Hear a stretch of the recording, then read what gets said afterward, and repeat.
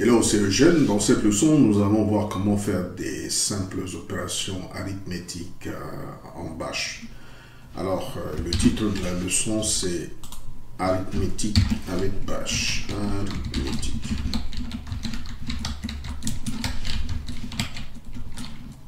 Ok. Alors, par défaut, Bash ne fait pas les opérations arithmétiques directement. Il a tendance à les interpréter comme des chaînes de caractères. Je vous donne un exemple. Si je fais A égale à 10, j'ai une variable que j'assigne, à laquelle j'assigne la valeur 10, et ensuite une autre variable à laquelle j'assigne la valeur 20. Alors, si je demande à Bash de calculer la somme de A et de B, et de mettre le résultat dans S. Voilà, donc je vais faire valeur de A plus valeur de B. D'accord. Et si j'interroge la valeur de S, vous voyez tout simplement que il nous affiche littéralement 10 plus 20 au lieu de nous afficher 30. Ok, donc ça montre qu'il voit ces opérations comme étant en fait des chaînes de caractères. Alors, pour dire à Bash qu'il s'agit en fait d'une opération arithmétique, il va falloir entourer l'expression de l'opération par des doubles parenthèses précédées par un dollar, comme ici par exemple. Pour calculer, pour dire à Bash qu'il s'agit d'une opération d'addition, voilà comment je vais faire. Je vais mettre dollar suivi de deux parenthèses, suivi de l'expression arithmétique A plus B. Comme ça, je ferme. Et là, maintenant, si j'affiche la valeur de S, vous voyez que Bash a fait le calcul. Alors, donc, de la même manière, on peut faire ce qu'on appelle une soustraction. Donc, l'opérateur de soustraction en Bash, ça va être le symbole moins. Donc, si je veux calculer la différence de A et de B et mettre le résultat dans D, voilà comment je le fais. Je vais mettre A moins B comme ça. D'accord. Et ça permet d'obtenir la différence de A et de B, comme vous pouvez le noter ici. Je fais écho $D, qui est la valeur de D, c'est égal à moins 10. Pourquoi? Parce que 10 moins 20, ça nous donne moins 10. Même chose, je peux faire une multiplication. Ok, multiplication. Ok. Le symbole de la multiplication, ça va être l'étoile. Donc ici, pour calculer le produit de A et de B, voilà, je fais dollar, parenthèse, parenthèse, suivi de A, multiplié par B, ok, multiplié par B comme ça, ok, et là, vous voyez que si je fais écho dollar B, il m'affiche le résultat, qui est de 200. Alors, je peux aussi faire la division, d'accord, à ce moment, il va faire juste une division entière, division entière. Alors, donc, le symbole de la division, c'est le slash. Donc, ici, si je fais D, mais dans D, le résultat de la division de A par B. Donc, A est égal à 10, divisé par B, ça nous donne 0. Ok, donc ici, si je fais une valeur de D, vous voyez que ça donne 0. Alors, notez tout simplement que Bash fait seulement de la division entière. Donc, par exemple, ici, si je fais... j'ai dit calcule la division, le résultat de la division de B avec 6. B égale à 20. Normalement, si on divise par 6, ça doit nous donner 3, et quelques. Mais quand on interroge d'accord D, vous voyez que le résultat c'est 3. Donc la partie décimale a été complètement ignorée. C'est parce que par défaut, Bash fait de l'opération, c'est de la division faite ici, une division plutôt entière. Ok. Alors regardons maintenant ce qu'on appelle l'opérateur let. Ok. L'opérateur let, c'est un opérateur qui permet par exemple d'assigner une valeur à une variable ou bien d'assigner une expression à une variable. Il est beaucoup plus, du moins s'il est beaucoup plus utilisé, par exemple, pour faire l'incrémentation de la valeur des variables entières, ou bien de la décrémentation, etc. Par exemple, je peux changer la valeur de A en faisant juste let A égale 30 ou 30. Donc ça permet de changer la valeur de A à 30. Donc, vous pouvez le noter ici, si je fais écho $A, il m'affiche 30. d'accord. Donc, et ensuite, je peux faire de la décrémentation. Par exemple, si je veux décrémenter, ça veut dire diminuer la valeur de A de 1. Donc, à ce moment, je fais let A moins. Ok.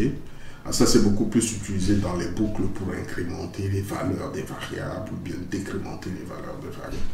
Vous voyez par exemple ici, ça c'est une décrémentation. Quand on interroge la nouvelle valeur de A, vous allez voir que la nouvelle valeur de A c'est 29. Je peux incrémenter la valeur de A en faisant un let A++, ça veut dire ajoute à la valeur de A le 1, d'accord. Bon, ici, si on interroge la nouvelle valeur de A, vous voyez que ça donne 30 encore. Ok, et je peux utiliser ça pour assigner des expressions à une variable. Comme par exemple, je peux dire let B equal A plus 10, pourquoi pas. Ok, A est égal à 30. Si vous ajoutez à 30 la valeur 10 et que vous assignez à B, la nouvelle valeur de B, ça va être 30. On peut le noter ici, $B. Ça nous donne 40 plutôt. Ok, valeur de A c'était 30, on ajoute 10, ça fait 40. Ok, donc voilà ce que c'est que l'opérateur let.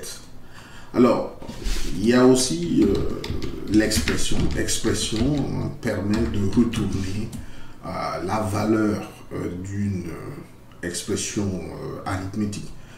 Par exemple, si je fais $A plus B, d'accord, $B, donc ça c'est, il va retourner la valeur de cette expression arithmétique. Alors, expression affiche seulement, brutalement, le résultat d'une expression arithmétique à l'écran. Rien d'autre. Il ne fait rien d'autre que ça. Quand vous voyez, par exemple, A égale je ne me rappelle plus de la valeur de A, je vais vérifier. Et ensuite, la valeur de B.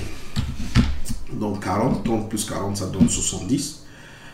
Donc, l'expression permet de retourner la valeur d'une expression arithmétique. Par exemple, si je veux évaluer la valeur de cette expression arithmétique-là, par exemple, A divisé par B, donc je vois comment je vais faire. Et voilà, donc il retourne 0. 10, non plutôt 30 divisé par 40, vous voyez que ça donne 0. Ok. Alors, vous faites ce qu'on appelle une multiplication. L'expression ne supporte pas directement le symbole de la multiplication. Par exemple, si je veux faire A étoile pour dire multiplie la valeur de A avec B, et affiche-moi le résultat à l'écran, vous voyez qu'il me donne une erreur. Donc, si vous voulez faire une multiplication avec l'expression, la commande d'expression, il faut précéder le symbole de la multiplication par l'anti-slash comme ça. Et à ce moment, il va l'interpréter comme une multiplication. Ok. Alors, expression, souvent, si vous voulez stocker le résultat dans une variable, vous pouvez le faire. Il faut faire juste de la substitution de commande. Par exemple, je peux dire z égale. Donc, je fais une substitution de commande ici. Donc, je dis le résultat retourné par expression, retourne ça dans la variable z. Voilà, donc je mets comme ça étoile dans le cas où je voudrais faire en fait une multiplication, d'accord, donc ici, comme ça. Vous voyez que là c'est l'expression, donc ça c'est ce qu'on appelle une substitution de commande. J'entoure la commande par des parenthèses et à ce moment bash va récupérer la sortie de cette commande et le mettre dans z. Et comme vous pouvez le noter, si je fais $z, il m'affiche effectivement 1200. Voilà comment on peut récupérer la sortie de l'expression. Mais sinon, par défaut, expression ne permet que d'afficher quelque chose à l'écran, rien d'autre. D'accord? Alors, notez tout simplement que tout ce qu'on a dit jusque-là, ça concerne tout simplement des opérations arithmétiques sur des nombres entiers. Qu'est-ce qui se passe si j'essaie de faire des opérations arithmétiques sur des nombres à virgule flottante, comme par exemple si j'assigne à la variable x la valeur de 65 par exemple, et à la variable y la valeur 3, quelque chose comme ça, 67.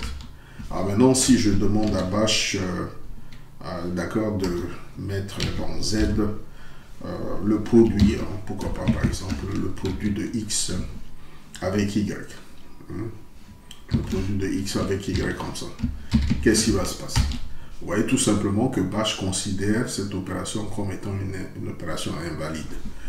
Alors cette expression est souvent utilisée pour évaluer des valeurs plutôt entières que des valeurs réelles à virgule flottante. Bash ne fait pas directement des opérations sur des valeurs à virgule flottante comme les réels, les doubles, etc. Alors la solution pour contourner cette difficulté, ça va être d'utiliser ce qu'on appelle BC. BC, c'est le calculateur. C'est une commande qui permet de faire des calculs en ligne de commande. Par exemple, je peux faire 12.5 là multiplié par 10.12 et ouais, il me donne le résultat. Donc on va utiliser BC pour évaluer des expressions contenant des réels, etc. Ok? Donc par exemple, comment je vais le faire? Si je veux évaluer, d'accord, donc la somme de X avec Y, ou le produit de X avec Y, voilà comment je vais faire. Je vais utiliser la commande echo, valeur de X multiplié par la valeur de Y. Donc je vais faire l'écho de l'opération, ensuite je vais l'envoyer à BC en faisant un pipe. Comme ça, ça me permet d'obtenir le résultat comme vous pouvez le voir. Ok? Donc écho, on va faire l'écho de l'opération qu'on va ensuite envoyer à BC, tuyauter le résultat à BC qui va calculer le résultat automatiquement. De la même manière, je peux faire la somme, vous voyez, de X avec Y. Je peux mettre des espaces, hein, donc ça donne la même chose. Ok, ça donne le résultat espéré. Ok. Alors souvent, par exemple, on voudrait limiter, par exemple, le nombre de chiffres après la virgule. Par exemple, si je fais quelque chose comme ça, X égale à 6 points, je donne plusieurs nombres après la virgule, comme ça, et je donne Y égale par exemple à 7.15 ou quelque chose comme ça. Et pour le résultat de l'opération, je voudrais qu'il m'affiche seulement le résultat avec deux chiffres après la virgule. À ce moment, il faut utiliser le scale. Donc, je vais mettre ici scale égale à 2. Je mets un point virgule suivi de l'opération. Dans l'opération, ici, il faut faire, c'est d'entourer l'opération avec des parenthèses comme suit. Donc, suivi de la valeur de X. Supposons que je veuille faire la somme de X avec Y. Là, je vais mettre comme ça $Y. Et je dois diviser ça par 1. Autrement dit, il ne va pas l'afficher correctement. Donc, et ensuite, je vais envoyer l'écho de cette opération à BC. Vous voyez, il limite là le résultat à deux chiffres après. Je peux augmenter, hein, donc je peux lui dire affiche-moi le résultat avec 3 chiffres après la virgule. Alors notez tout simplement que si vous ne divisez pas par 1 ici, ça ne va pas marcher, hein, d'accord? Le scale ne va pas marcher, il faut absolument diviser par 1. L'expression divisée par 1 pour qu'il soit pris en compte, hein, pour que le scale puisse effectivement marcher. Okay? Et donc on peut ainsi stocker le résultat des opérations sur des nombres réels en faisant tout simplement de la substitution de commande, puisque vous savez que ça c'est une commande. D'accord, je peux juste, si je voudrais que le résultat soit placé dans une variable, voilà, je fais tout simplement de la substitution de commande en faisant par exemple Z. Donc j'entoure l'opération avec des parenthèses, comme ça. Voilà, je viens le paster ici.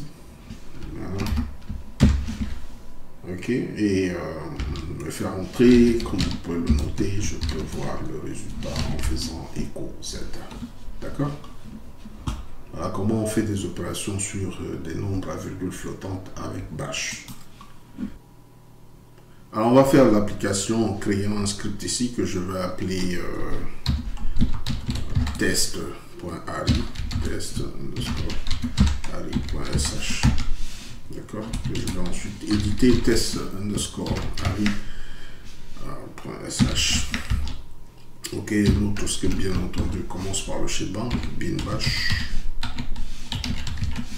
beans bash. Alors, le premier exercice qu'on va voir, c'est comment calculer la somme des carrés des entiers de 1 à n, avec n un entier spécifié. Ce que le script va faire, c'est de calculer la somme de 1 comme ça au carré, plus pour un entier n donné, il va calculer la somme de 1 au carré, plus 2 au carré, plus etc. jusqu'à somme du carré de n. Ok, donc on demande à l'utilisateur d'entrer la valeur de n et nous on va calculer cette somme là. Alors comment on peut faire un truc pareil? Donc je peux utiliser ici bien entendu la boucle for, comme je peux utiliser aussi la boucle while autant que. Donc regardons comment on peut faire ça avec la boucle for. Alors donc je vais mettre echo, je demande à l'utilisateur d'entrer la valeur de n. La valeur de n qui est un entier, donc ensuite je vais utiliser la fonction read pour lire la valeur de n. Alors on aura besoin d'une variable somme qui va permettre de calculer la somme des carrés. Donc on initialise la somme à 0 avant le début de la boucle et ensuite on va utiliser la boucle for en prenant la variable i qui va parcourir par exemple une séquence. Donc ici on va dire pour i allant de 1 à n, donc on peut utiliser la commande séquence ici en faisant une substitution de commande backticks séquence de 1 à la valeur de n. Rappelez-vous qu'il faut prendre la valeur de n. Donc la valeur de n, il s'agit des variables ici do, donc on va lui dire de calculer la somme, et donc dans somme on va mettre quoi? On va mettre la valeur précédente de somme plus le carré de i, somme plus, on met comme ça, plus le carré de i. Donc le carré de i, pour calculer le carré de i, à ce moment on va utiliser l'opérateur de puissance. Donc ici c'est 2 étoiles comme ça, 2, donc ça représente le carré de i.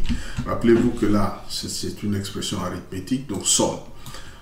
Donc quand on rentre dans la boucle, i est initialisé à 1, dans somme il y a 0, on va faire carré de 1, d'accord, la valeur de i c'est 1, carré de 1 c'est 1, on ajoute à la valeur de somme qui était égale à 0, ça fait 1, on met dans somme, somme reçoit ainsi le carré de 1, on revient, i passe à 2, à ce moment dans somme il y avait le carré de 1, maintenant on fait 2, 2 à la puissance 2, on ajoute à somme, et dans somme il y avait le carré de 1, d'accord, à ce moment là on remet dans somme, somme reçoit ainsi le carré de 1 plus le carré de 2, on revient, il passe à 3, on fait la même chose, dans somme il y avait déjà le carré de 1 plus le carré de 2, maintenant on va ajouter le carré de 3, on ajoute à la valeur de somme et on passe ainsi à somme. Somme va contenir maintenant le carré de 1, le carré de 2, le carré de 3. On fait comme ça jusqu'à ce qu'on atteigne la valeur n.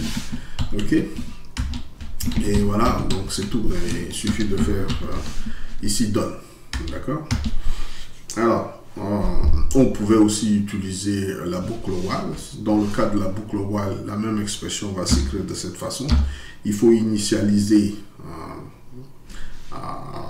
i à 0, non, sorry, à 1, et ensuite qu'est-ce qu'on va faire? On va dire tant que, rappelez-vous aussi la somme doit être initialisée à 0, je ne vais pas répéter ça ici puisque la somme est déjà placée à 0 ici, tant que la valeur de i est inférieure, donc rappelez-vous comment on fait, donc la valeur de i est inférieure, il s'agit d'une comparaison d'entiers, donc ici on va dire less or equal to la valeur de n, d'accord, tant que la valeur de i est inférieure à la valeur de n, fait ceci. D'où. Et qu'est-ce qu'on fait? On fait la même chose, on met dans somme, tout simplement la valeur précédente de somme, donc on utilise l'expression somme plus le carré de i étoile étoile 2, d'accord, comme ça. Et à ce moment, dans la boucle somme, on va faire une incrémentation. Donc rappelez-vous qu'on avait dit pour incrémenter la valeur de i, on peut utiliser l'opérateur let i. On fait let i++ pour incrémenter la valeur de i. Donc, en rentrant dans la boucle, on initialise i à 1. Donc ici, on teste, est-ce que 1 est inférieur à n? Si la valeur de n est supérieure à 1, cette condition va être vraie. Donc, on rentre dans la boucle. On calcule le carré de 1. On ajoute la somme qui était à 0. Maintenant, on réinitialise. On met dans somme, etc. Bon, alors avant de faire ça, il va falloir s'assurer que ce bloc-là est commenté, hein, parce que sinon il va hériter de la valeur manipulée par le précédent boucle et ça va fausser le résultat ici. Ok, donc je vais mettre done ici et voilà. Donc à la fin, ce qu'il faut faire, on va calculer, on va mettre ici et que on affiche le résultat ici. La somme des carrés des entiers de 1 à $n est égal à, on va mettre comme ça et puis on met la valeur ici. La valeur c'est dans somme, hein, donc je mets ici $somme ici. Ok, voilà, donc pour l'instant je vais commenter l'expression avec la boucle while pour éviter qu'il y ait des conflits. À moins de, on doit réinitialiser à nouveau la somme. On va le voir tout à l'heure. Ok, donc c'est bon. Donc, on va exécuter le script pour voir ce que ça donne. Avant de l'exécuter, je vais mettre chmod u+x, donne la permission à l'utilisateur pour d'exécuter le script. ARI, sh. Et donc, je vais exécuter le script en faisant un test underscore ARI. ARI.sh.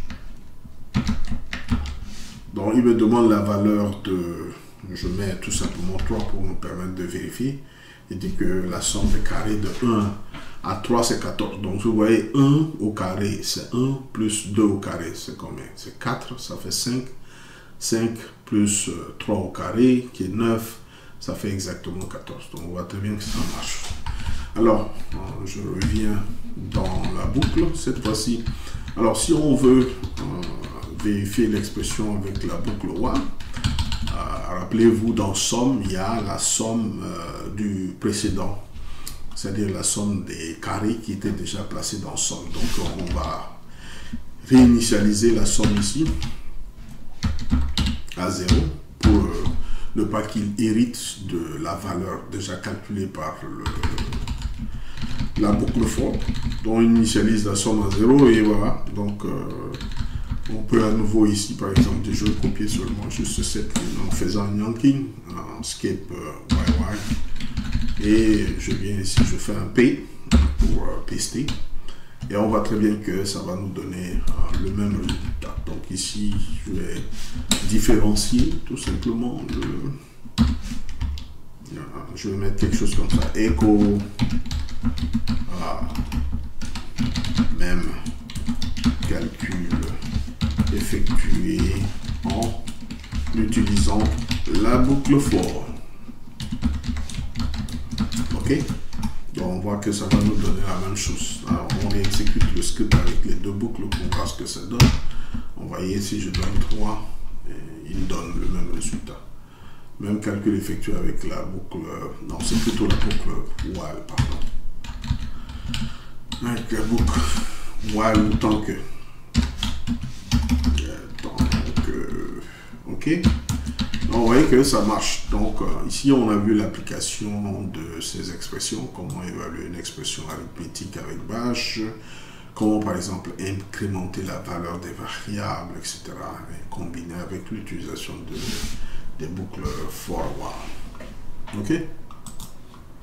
Alors on va voir un autre exemple très simple où on va essayer de calculer ce qu'on appelle le rendement d'un investissement. Donc calculer le rendement d'un investissement. Ok. Donc vous savez la formule de calcul de rendement d'un investissement, c'est que gain après un certain nombre d'années est égal tout simplement au capital investi multiplié par 1 plus le taux d'intérêt, le taux à la puissance n, où n représente le nombre d'années d'investissement. Okay? Alors ça, il s'agit d'une opération sur des nombres à virgule flottante. Donc on a vu dans Bash, Bash ne peut pas faire les opérations à virgule flottante directement, il va falloir utiliser BC pour le faire. Alors on va voir. Donc ici dans ce cas, j'aurais besoin de demander à l'utilisateur d'entrer le capital à investir, entrer le capital à investir. Ok?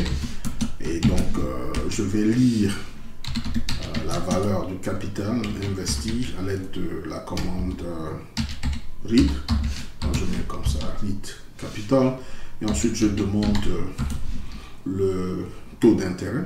Donc en Amérique du Nord, la plupart des brokers ils font autour de 10%. Donc 10%, donc il faut exprimer ça en pourcent. Donc 10% c'est 0,1. Entrer le taux d'intérêt.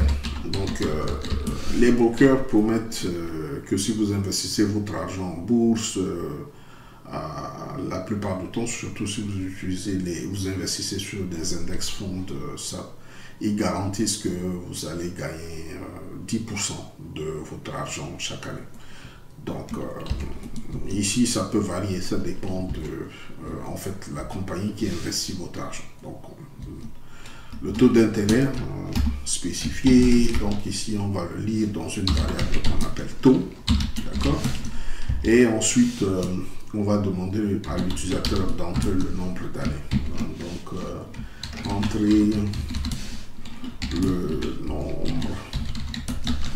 d'années d'investissement espéré d'investissement. Ok, donc ici je vais lire ça dans une variable que j'appelle n, n. Ok, donc on a tous les paramètres et maintenant on va calculer le gain. D'accord, donc gain, donc je vais l'appeler comme ça, gain, qui est une variable.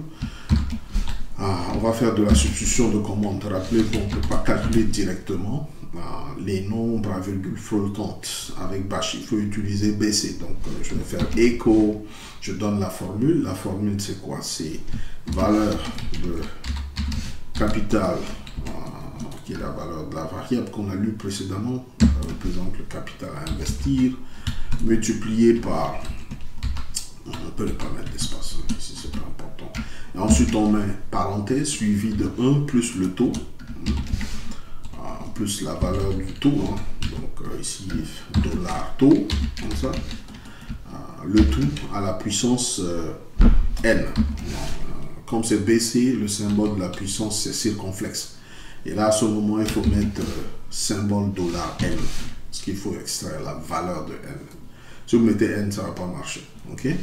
Et il suffit de piper ça à BC. Donc envoyer les codes de l'opération à BC. Alors rappelez-vous, on avait parlé de scale. Par défaut, il va vous afficher ça sur plusieurs chiffres après la virgule. Mais si vous voulez limiter la sortie à 2 chiffres après la virgule, vous pouvez utiliser scale. Donc on va faire scale égale à 2. On sépare scale de l'expression arithmétique par un point virgule. Et rappelez-vous que pour que scale marche, il va falloir diviser, d'accord, l'expression arithmétique par 1 pour que ça soit effectif. Donc je vais mettre divisé par 1 comme ça. Et voilà.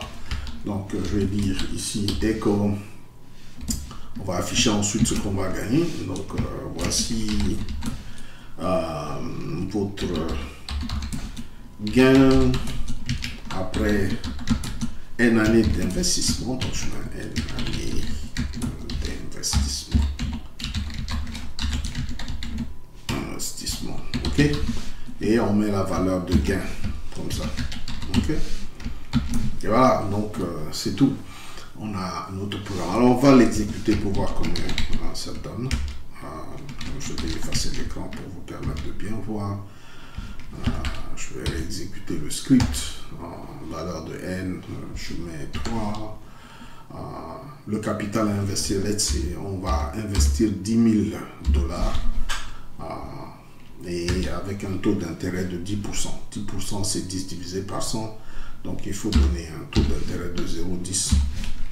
Et voilà, et le nombre d'années, on va voir qu'est-ce que ça va nous donner en 10 ans. Donc en 10 ans, ça va nous rapporter, on va gagner 25 900 $ à la fin des 10 années. Et ça, c'est quand vous investissez une fois, vous n'ajoutez plus d'argent. Mais si vous ajoutez plus d'argent chaque année, la formule est différente. Juste pour vous montrer comment ça fonctionne. Comme vous le notez ici, Scale m'a affiché le résultat avec 2 chiffres après la virgule. Ok, donc je peux changer.